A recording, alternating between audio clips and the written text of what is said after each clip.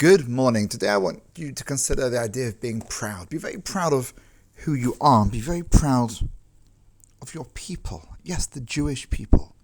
What is so interesting about the Jewish people today?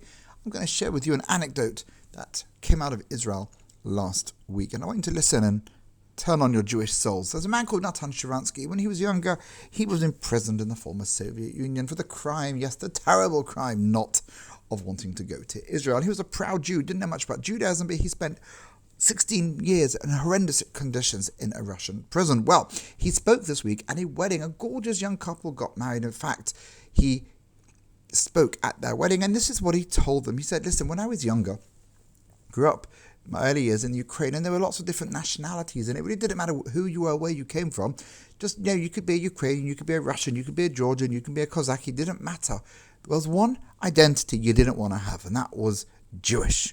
You didn't want to admit being a Jew because people thought if you were Jewish, you had an illness, you had a disease, you needed pills to make you better or an injection to cure you from this terrible thing called being a Jew.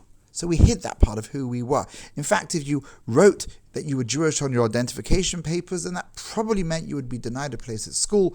Definitely higher education, you would be restricted. It really would shut down your life. So people hid it. People were ashamed.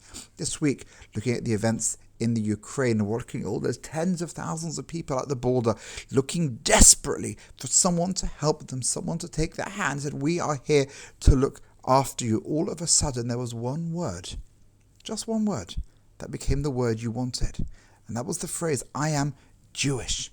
If you said you were Jewish, you were responded to, we are here to help you. Being Jewish is being part of a family, and it's something we need to know with pride how the world has turned upside down. If in the past being Jewish was something people hid and they were ashamed of, and it meant you had no opportunities, today it means Jewish is a good thing.